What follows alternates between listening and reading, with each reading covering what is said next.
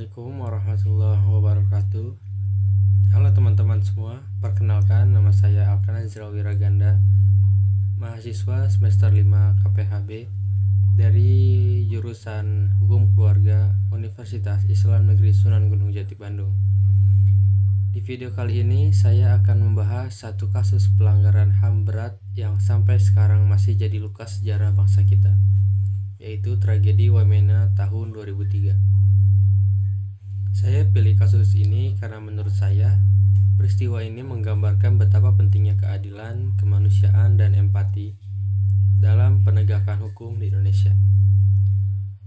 Tragedi ini bukan cuma tentang konflik di Papua, tapi juga tentang bagaimana negara seharusnya hadir untuk melindungi, bukan melukai rakyatnya sendiri. Untuk memulai, kita bahas dulu dari prinsip HAM universal. Tragedi Wamena 2003 terjadi pada 6 Oktober 2003 di Kabupaten Jaya Wijaya, Papua. Semua berawal dari aksi penyerangan oleh sekelompok orang terhadap gudang senjata Kodim 1702 Wamena, di mana beberapa pucuk senjata api berhasil diambil. Sebagai respon, aparat keamanan melakukan operasi besar-besaran untuk mencari pelaku dan senjata yang hilang. Namun, dalam operasi ini, rakyat sipil yang tidak tahu-menahu ikut jadi korban.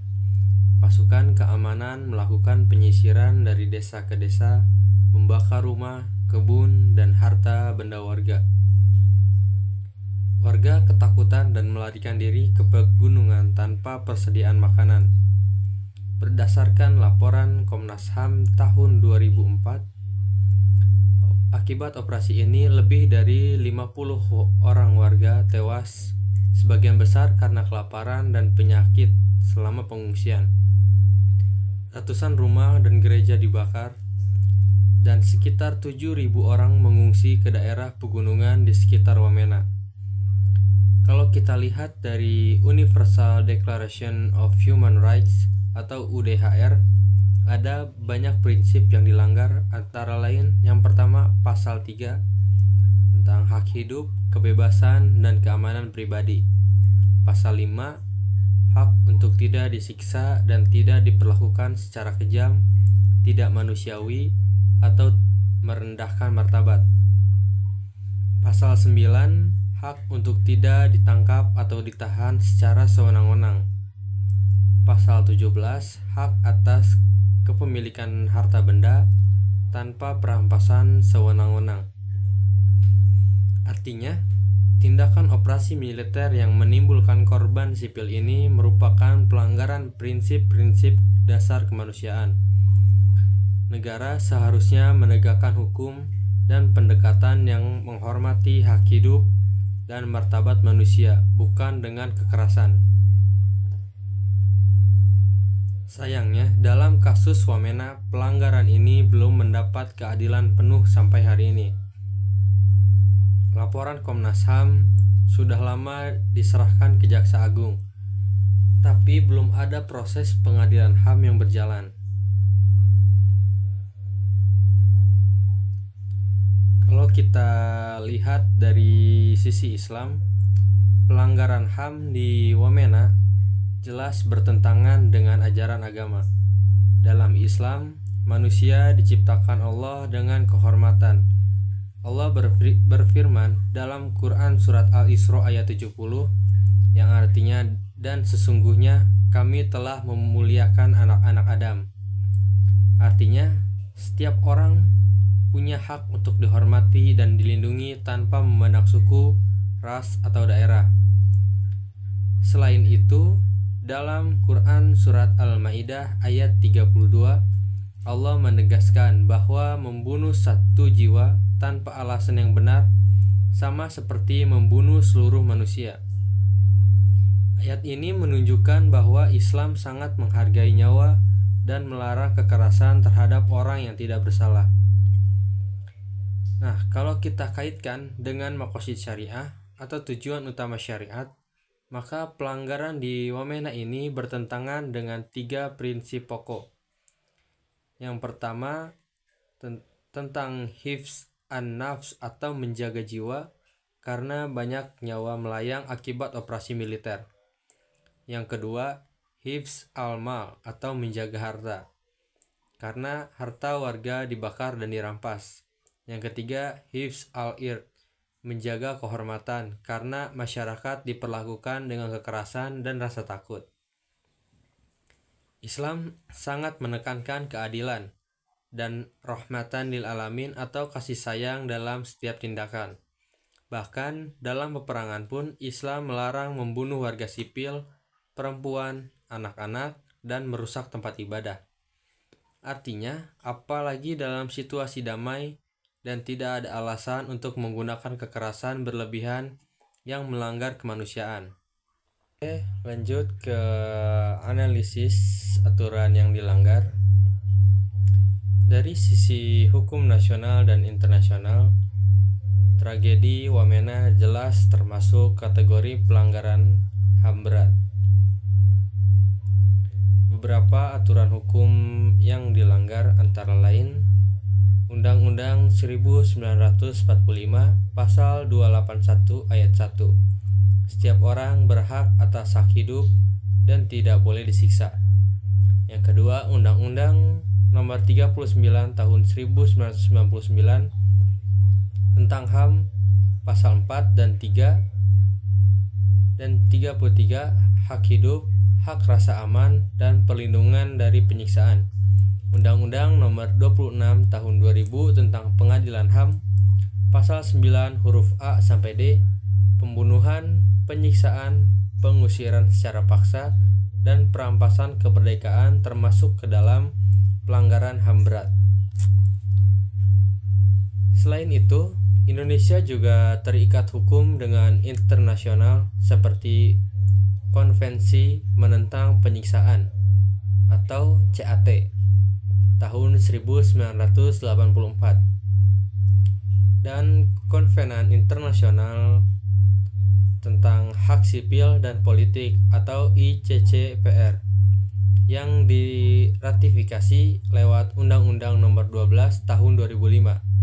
Namun faktanya, meskipun Komnas HAM sudah menyelidiki kasus ini dan menemukan bukti kuat bahwa tindakan aparat termasuk kategori pelanggaran HAM berat, Jaksa Agung belum melimpahkan kasus ini ke Pengadilan HAM.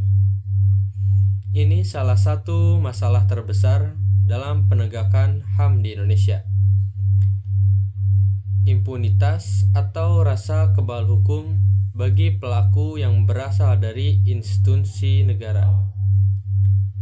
Tanpa penegakan hukum yang tegas, keadilan bagi korban akan sulit tercapai dan pelanggaran serupa bisa terus berulang. Lanjut ke pembahasan yang keempat, yaitu faktor penyebab dan dampak. Kalau kita lihat lebih dalam, ada banyak faktor yang menyebabkan tragedi Wamena ini bisa terjadi. Pertama, faktor politik dan keamanan. Saat itu Papua masih dilanda ketegangan antara aparat dan kelompok separatis. Pemerintah pusat lebih menekankan pendekatan militer daripada dialog, sehingga operasi keamanan sering dilakukan dengan cara represif. Kedua, faktor sosial dan ekonomi. Warga Papua banyak yang merasa tidak menikmati hasil pembangunan. Ketimpangan ekonomi dan diskriminasi sosial memperparah rasa ketidakadilan. Ketiga, faktor budaya dan komunikasi. Banyak aparat keamanan yang tidak memahami karakter dan adat masyarakat Papua, sehingga cara pendekatan mereka sering disalahpahami dan malah memicu konflik. Faktor yang keempat yaitu lemahnya pengawasan dan akuntabilitas. Tidak adanya pengawasan efektif terhadap tindakan aparat, membuat pelanggaran terus terjadi tanpa konsekuensi hukum. Dampak tragedi ini sangat luas. Lebih dari 7.000 orang mengungsi ke hutan dan pegunungan. Banyak anak-anak dan lansia meninggal karena kelaparan dan sakit.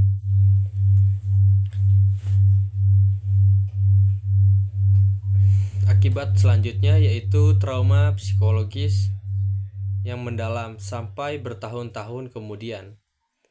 Dan secara internasional, reputasi Indonesia sebagai negara demokrasi yang menjunjung HAM ikut tercoreng.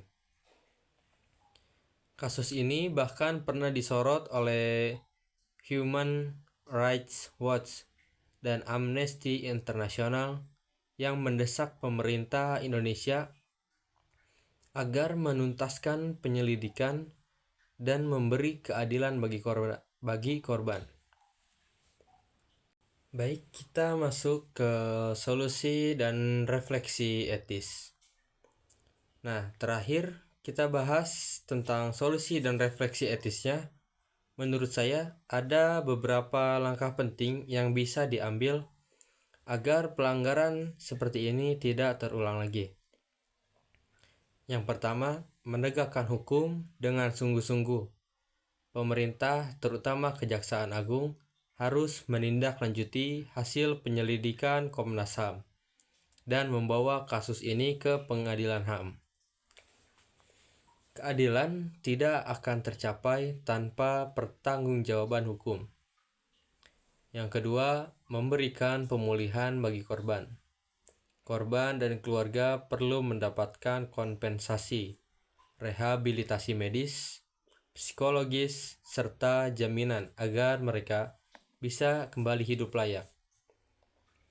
Yang ketiga, yaitu mendorong reformasi di sektor keamanan. Pelatihan HAM untuk aparat harus jadi prioritas. Setiap operasi keamanan harus mematuhi standar kemanusiaan dan hukum internasional. Yang keempat yaitu membangun dialog damai dengan masyarakat Papua. Pendekatan humanis lebih efektif daripada pendekatan militer. Suara masyarakat harus didengar dan dilibatkan dalam pembangunan. Yang kelima, menanamkan nilai etika universal dan Islam. Dalam Islam, keadilan atau al-adl dan kasih sayang yaitu rahmatan lil alamin adalah dasar moral yang harus dipegang dalam setiap kebijakan. Pemerintah dan aparat harus memimpin dengan hati nurani, bukan dengan kekerasan. Refleksi etisnya, tragedi Wamena mengingatkan kita bahwa kemanusiaan itu di atas segalanya. Hak asasi bukan sekedar teori, tapi tanggung jawab moral bagi kita sebagai manusia. Kalau negara dan masyarakat bisa menegakkan keadilan tanpa kekerasan, baru Indonesia bisa disebut benar-benar menghormati martabat manusia. Nah, sebagai penutup, jadi teman-teman, tragedi Wamena 2003 bukan cuma kisah tentang konflik, tapi juga pelajaran tentang pentingnya menghargai kehidupan, keadilan, dan kemanusiaan. Sebagai mahasiswa hukum, kita punya peran untuk terus bersuara, mengingatkan, dan memperjuangkan agar pelanggaran seperti ini tidak pernah terulang lagi. Terima kasih sudah menonton video ini. Sekian dari saya. Wassalamualaikum warahmatullahi wabarakatuh.